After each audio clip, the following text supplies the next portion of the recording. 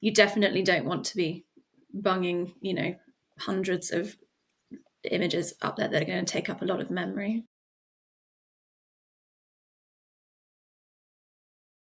So let's set the scene. We've got a new client, they've got an existing website, and we're going to build a new website for them.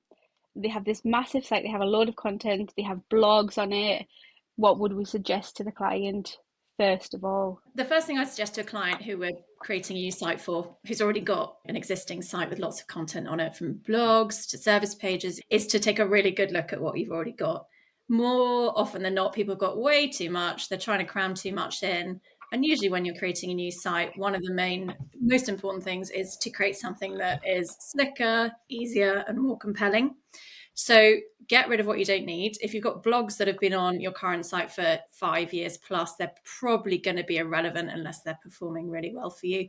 And just start by being as ruthless as you can. I think my biggest tip would be think about your photography and the video that you've got, because we can build you the most beautiful, slick new site in the world. But if you're trying to shoehorn in old, dated photography that's just doesn't serve the right purpose, then I think it's a really good time to start thinking about revisiting your photography at the same time. Yeah, because I guess if they have like old photography and you have this shiny new website, it's going to make it maybe look a little bit cheap.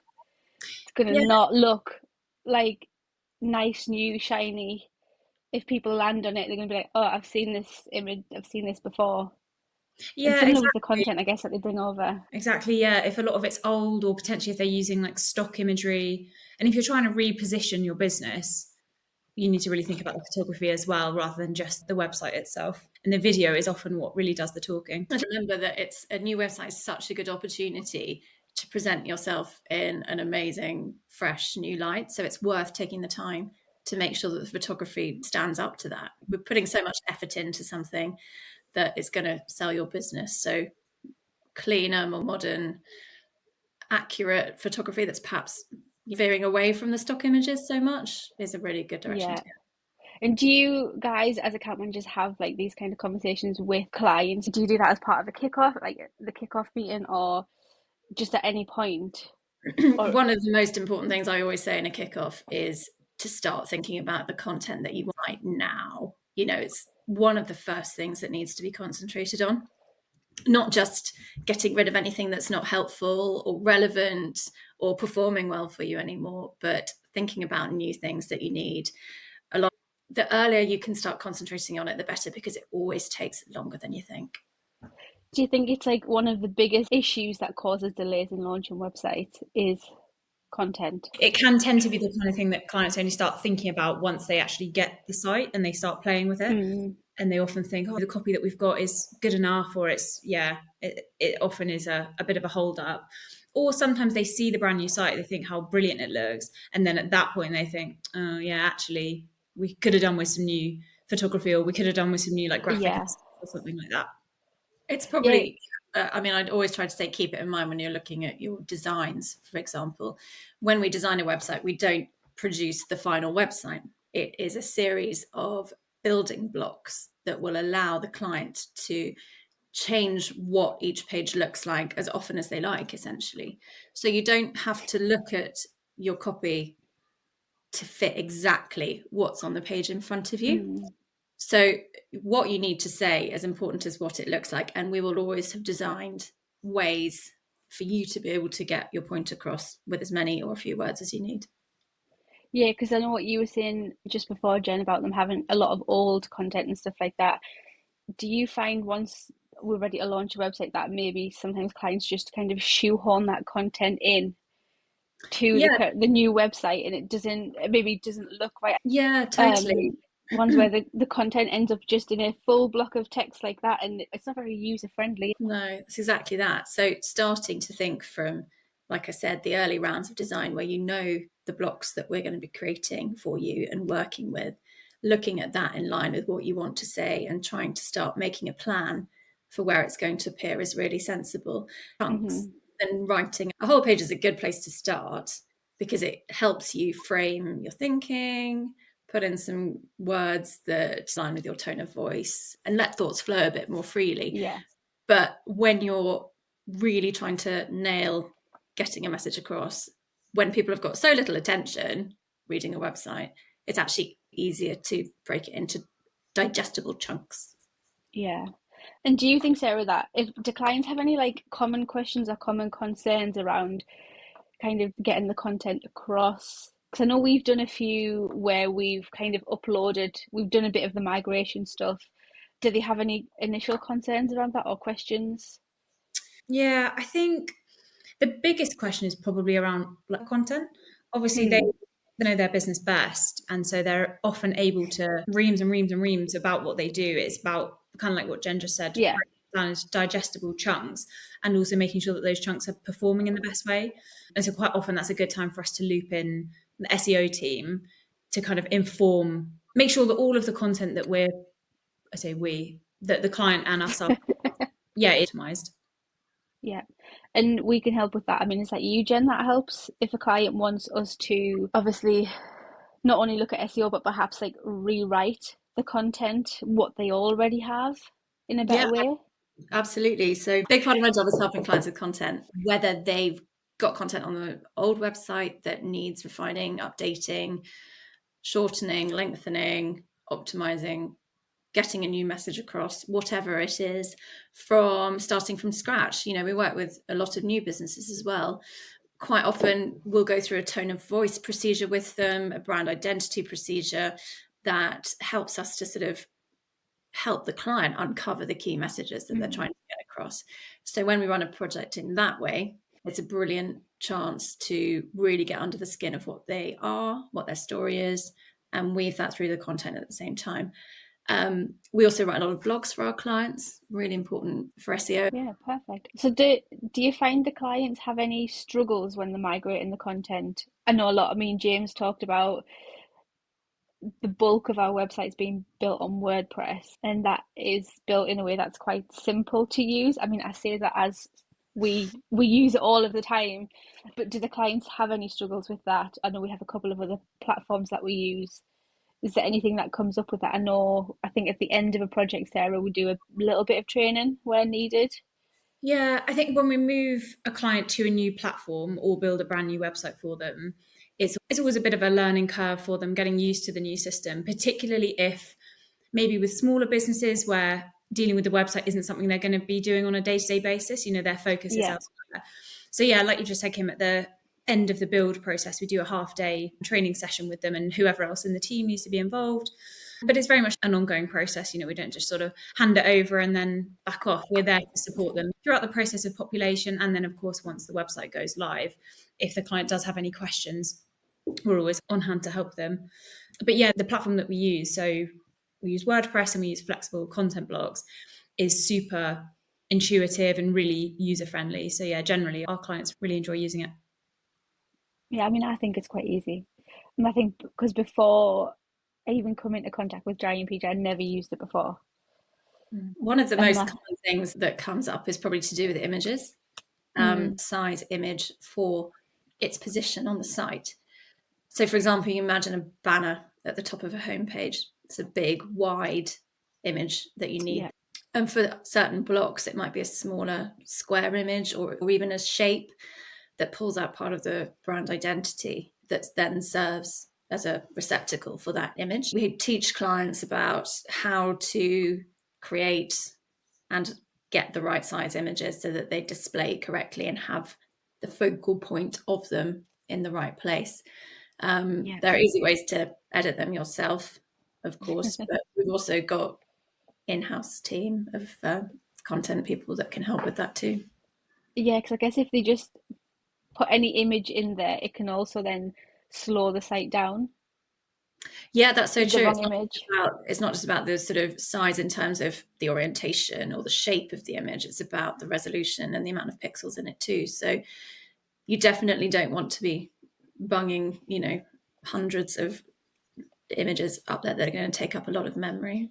Yeah, because then if someone's got a shiny new website, we don't want them to come back a couple of months later. But it could be avoided by picking the right type of image to put in the right place. I think it's a less common problem than you'd think these days, though. We've got clients that, for example, architects that upload stunning imagery videos to their sort of case studies or their portfolios, and they're doing absolutely fine. It's where, you know, sometimes animations are being overused or things like that tend to slow the sites down more than what you put up. Yeah. Because you don't need huge images. You're not printing them.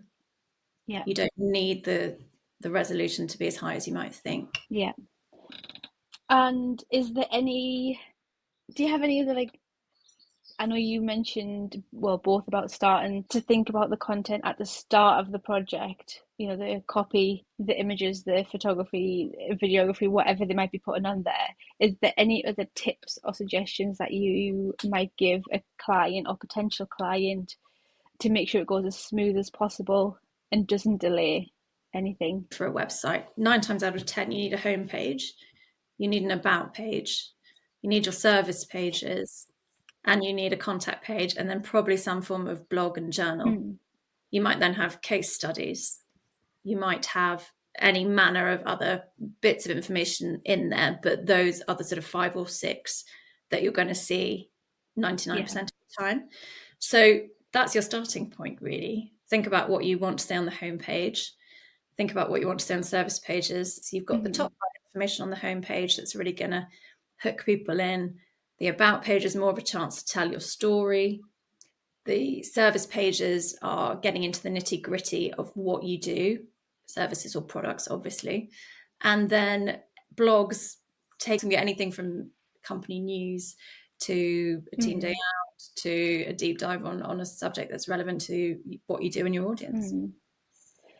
Just a thought that's just come to us. So if the client obviously is getting a new website, would you recommend taking off the current website anything that they want? Because once it goes live, obviously that's usually going to be on the same domain and that content will no longer be there. Yeah, definitely. That's another question that we get asked is, will I still be able to access my old website once the new one goes live?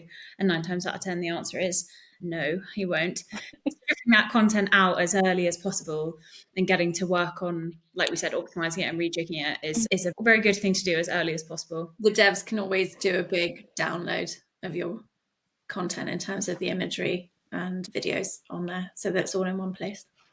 Anytime you're using your media library, you will want to, trust me, as you get further into the life cycle of your website, be able to find an image really quickly. If you're writing a new page, want to switch things up, doing a new blog. So if you know that from a particular project, you've got an image with a great description that matches exactly what you're looking for, and you can just type it in and it'll bring it up, it will change your life. That's a pretty good tip, Jen. Easier said than done. Anything else? Don't overlook the blog or the journal. Again, if you're finding that you've got huge amounts of copy on your existing website that you want to migrate, repurpose, reuse, migrate. If you're finding that you've got lots on your existing website that you want to streamline, but you don't want to get rid of it and you think some of it's still like informative and useful, I think utilizing the blog as much as you can is a really good way to create that evergreen content, whilst keeping the rest of the website nice and clean and yeah, as factual as possible. Mm. And if you have something super old, you can always change the publish date on it if you want it to look more recent. Yes. And then also update any links in the blogs that would go to any new service pages, or depending on where it's linked, to keep that updated, keep it fresh. There's lots of things we can do, really, isn't there? But definitely get that content off the website, what you might want to keep. Yeah. Definitely a common one that I hear quite often with clients when we're looking at redesigning their website is, do we need the blog? Should we get rid of the blog? We don't really have a lot of time to update the blog. Maybe don't necessarily know quite how valuable it can be in terms of SEO and in terms of driving traffic. Whilst I understand, particularly for small business, it's time consuming and it might seem like sort of a nice to have, that actually if you want a really high performing website, it's definitely not something to overlook. And don't be afraid of using AI. That's a perfect example of an opportunity to embrace it. You can give it a prompt to instruct it what to do. So type in, I would like you to write a blog for my website, brackets your website, about X. It should include 1, 2, 3 and put some bullet points in and see what happens. It might not be perfect, but then you've saved yourself probably the best part of half an hour at least, getting words on a page that then you can adjust, put in your tone of voice and make more relevant. Yeah, definitely. And I think on those lines as well, one of the things could be, which I think we've seen a couple of times recently, where we're now working on kind of adding pages, add more content in for the SEO purposes, is that if a client has a website that is not to strip it back too far, so that on a new website they barely have anything, there's not much text there at all, and there certainly isn't a blog, or maybe they don't even have service pages as we would expect to see service pages, so that leaves very limited opportunity to improve on that from an SEO perspective if they strip out too much content. Absolutely, because the way Google decides whether you're going to get ranked well or not is how much you talk about what you're claiming to talk about.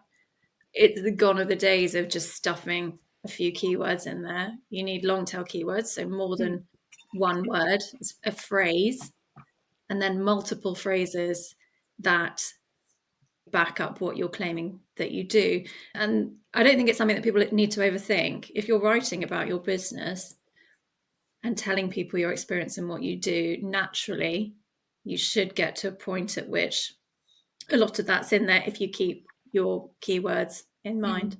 And we can obviously help with finding out what they are, running some analyses on your page to see how well they're ranking so that we can make it even better for you. Yep, and even write it if you really want us to.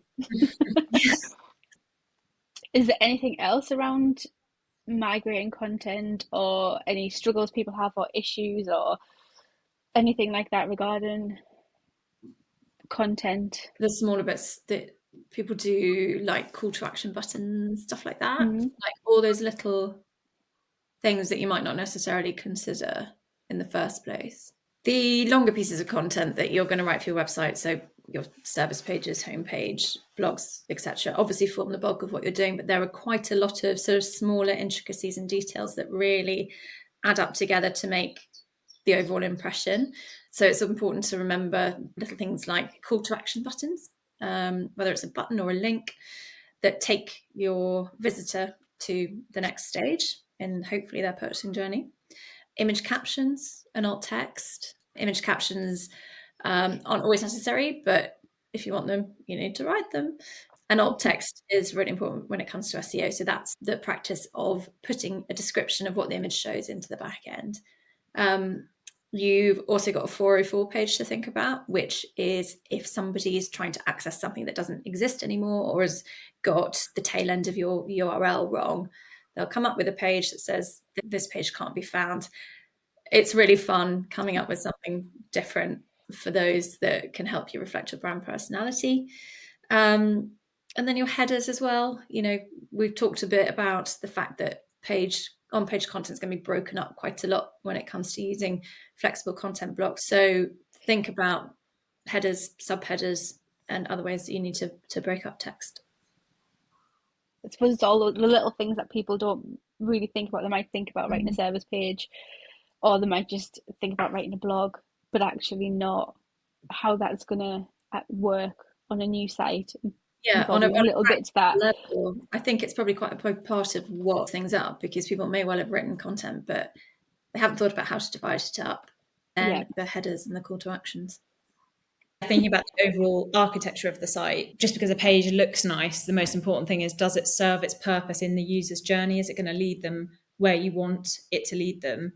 And I think it's really easy for us and for our clients as well, when you look at a site so much over the course of a few weeks, to become a little bit blind to that user's journey. So trying to look at it as if you're looking at the site for the first time, visiting the site for the first time.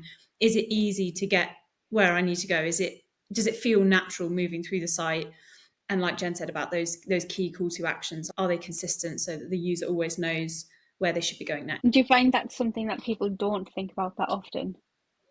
I think so. I think it's easy to assume that the users won't be familiar with your site, familiar with your brand necessarily. So yeah, that's definitely something that we try and remind clients about, keeping those CTAs consistent, obvious, but also not overdone. You know, you don't want your site to feel sort of like overwhelming to a user. Yeah, I think that leads on to something really interesting, which is that writing for the web in general is so different to writing, a news article, for example, or a letter. People's attention spans are so tiny these days that you need to really stick to the point, cut out the fluff, tell people what you do, don't try and sell too hard. So put the information in that really needs to be in there and make it sound like it comes from you rather than trying too hard. And I think hopefully that should save people time. Yeah, definitely. At what point would you advise a client to have content ready if they are creating new content for the website? I love putting new content in when I'm testing a site. Mm-hmm. The process goes, we design rounds, get signed off, goes into build, and then internally the project manager, so Sarah, Dawn, or I, plus one of the designers who's worked on your project, will test it ourselves. And if we can save you a bit of time by using your client's content to populate at that moment, fantastic. I'd like to tell people no later than when it's time to have the website handed over to them so that they can do the same. Yeah, because ideally we would like it to launch with everything it needs. Yeah, I mean, it's hard because you want to put as much in as possible, but a website's always going to be work in progress. That's the whole point of it. That's why we have them, so that they can be updated and refreshed. So the bulk of it should be there, but it's not the end of the world if it's not. And going back to those sort of 5 main pages, as long as you can say what you do, how you do it, and who you are, you're pretty much there. Yeah. No, I was just going to say the benefit, like Jen said, of providing the content as early as possible means that we also have a bit of time to review it and let them know if there's any sort of glaring holes or any amends that we would make. I think it's a good time for us to be able to just give a bit of input and some guidance.